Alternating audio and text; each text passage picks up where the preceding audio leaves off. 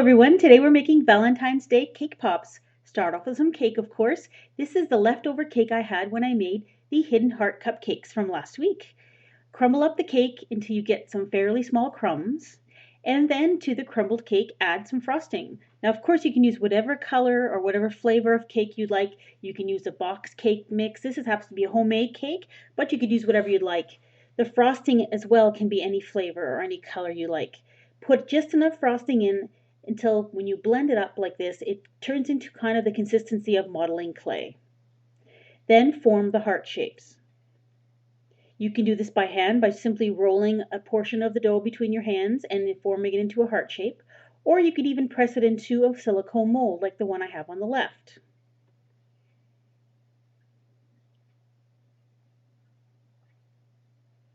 Once your hearts are formed, you're going to insert some sucker sticks.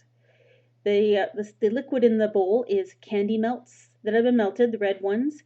Dunk the sucker stick in and then simply press it into the Valentine heart about halfway through.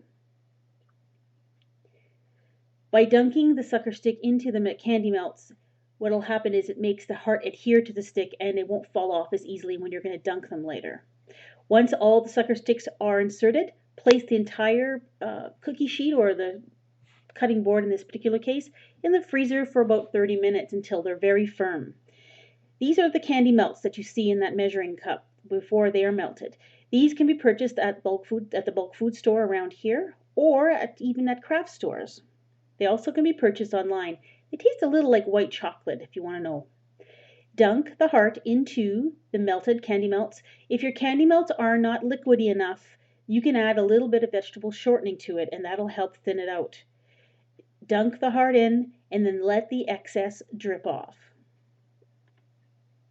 You can just very gently tap it on the edge of the container as well to help the excess drip off, but don't tap too hard because the whole thing might fall off. Once it's dipped, you're going to place it into either, in this particular case, it's actual cake pop stand, or you could even just poke it into a styrofoam block and let it sit there until it's hardened. If you want to sprinkle just regular candy sprinkles on these, don't wait until they're hardened. While they're still liquidy, sprinkle the sprinkles on and they will stick to the cake pop. And then place it somewhere to dry. And once they're dry, you can decorate them any way you can imagine by using icing to write messages on them. Or you could also use candies to decorate.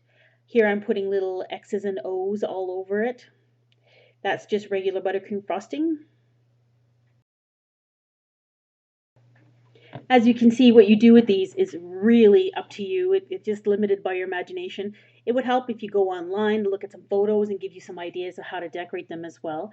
Here I am using little, what they call Cupid corn. It's like candy corn in Valentine's Day colors. They appear here in stores around this time of year, and you can just decorate it by putting a candy in the center, or maybe some little candy lips, or another candy heart. So you can see all the variations of this particular cake pop. There's the whole collection of them. Once the candy coating is hardened, it will stay hard, it won't melt.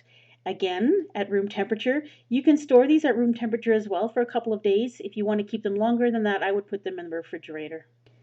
You could present these to somebody in a little gift box, or you could even get little Valentine's Day cellophane bags that they sell at our local dollar store and decorate it with a little piece of ribbon. Give them a try.